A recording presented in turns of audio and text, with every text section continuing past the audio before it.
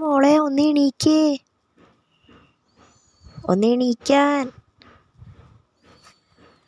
കുറച്ച് നേരം കൂടി കിടന്ന് ഉറങ്ങട്ടെ, എനിക്ക് വയ്യപ്പോ കാണു. ഇതെൻ്റെ വീട്ടിലല്ലോ, എൻ്റെ കല്യാണം കഴിഞ്ഞല്ലോ, ഇത് അമ്മായിമ്മയാണല്ലോ വിളിച്ച പെട്ടി ഞാൻ. കുളിക്കണി കുളിക്കണേ.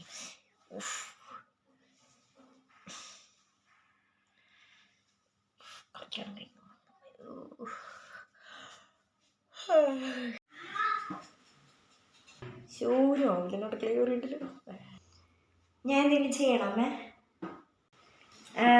മോളെ എണീറ്റ? കുളിച്ചില്ലേ?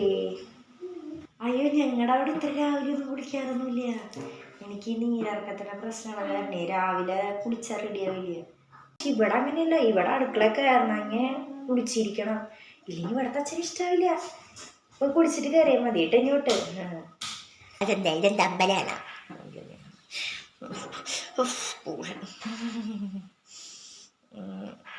കുളിച്ചോളമ്മേനി.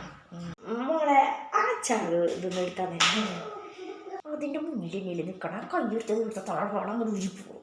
ഓ, ഇപ്പം എടുത്തരാം.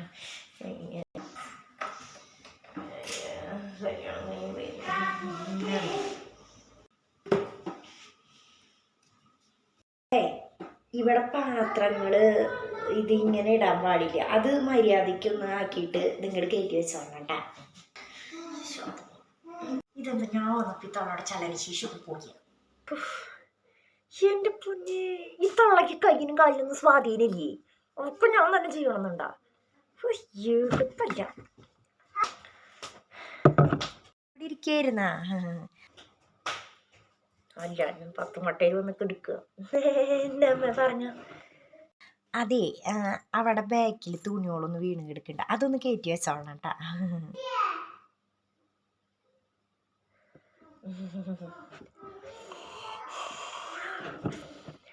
ഓ, കല്യാണം കഴിഞ്ഞ് പോയി അല്ലെങ്കിൽ ഞാൻ വല്ല 4 എൻ്റെ തള്ളങ്ങനായിരിക്കണം. ഞാൻ 4 പറഞ്ഞാൽ ഞാൻ അയ്യോ.